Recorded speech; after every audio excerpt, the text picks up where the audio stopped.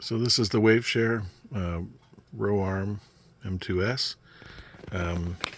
You power it with the adapter, which gets plugged in here.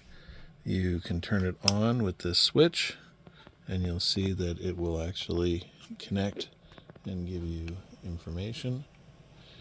And then what you do is you go to your tablet, and it will show up as RoArm-M2, and the password is 123456789, and it will connect. Of course, they don't tell you that in the manual. And then when you go to 192.168.4.1, you get this screen, which is coming from the device through an ESP32. And with it, you can do some basic movement.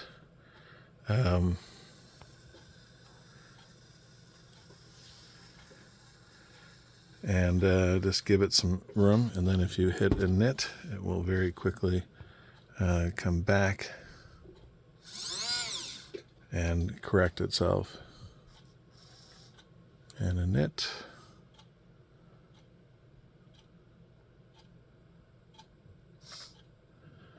And then down, and init, and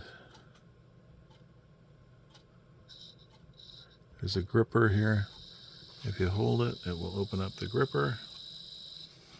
And then if you hit init, it will shut the grip. So, it's got a lot of functionality right out of the box, but it uses it